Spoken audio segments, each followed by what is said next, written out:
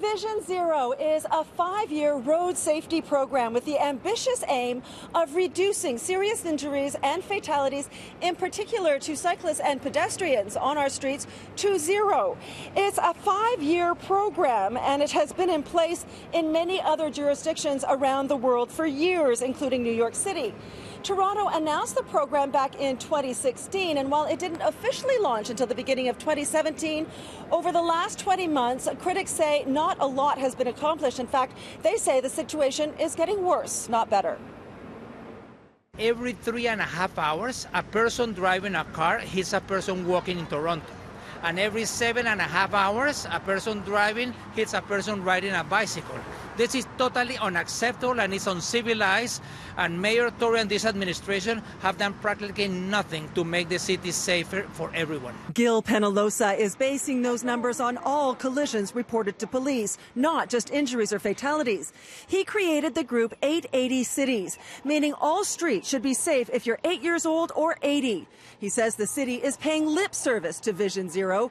He points to one initiative he finds laughable, a sign installed on Spadina designating a senior safety zone, while he says nothing concrete has actually been done to make the street safer. They can walk 2 blocks and then they gotta go back home. Like also if they arrive on a helicopter, because these 2 blocks are safe, but the next one is not. Toronto continues to see high and increasing numbers of both cyclist and pedestrian injuries and deaths. According to Toronto Police, at this point in 2017, there had been 21 fatalities. So far this year, there have been 26. In all, since 2016, there have been 111 pedestrian or cyclist fatalities on Toronto streets. Clint Stibbe from Traffic Services agrees this is not going in the right direction. Is it fair to say that Vision Zero so far has not worked?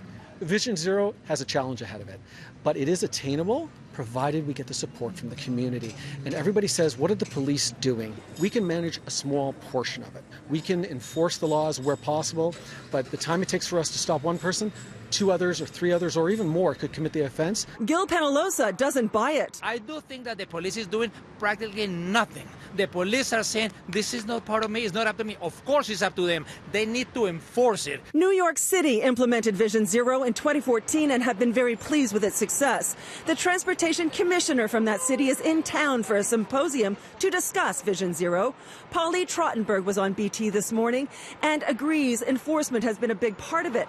Also, speed limit reduction, changing road design and other initiatives have led to a 26% reduction in overall fatalities. I think we've really seen some results that we find very encouraging. The City of Toronto Transportation Services Department says it too is also working very hard to achieve the goal of 0 fatalities. They have also reduced speed limits on 45 corridors, installed 200,000 kilometers of pavement zebra markings for increased safety, installed 74 new red light cameras, and re-engineered 28 intersections, reducing curb radius to slow turning drivers down.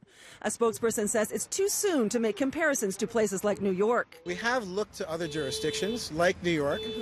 We've compared the work that we've been doing with the work that they're doing in terms of things like increasing pedestrian walk times, reducing crossing distances, creating things like senior safety zones, school safety zones. All these types of concepts are all very similar between our program and theirs, because they've had years of success doing this. So in a way, as we're comparing notes, we're sort of double checking to make sure that we're on the right track.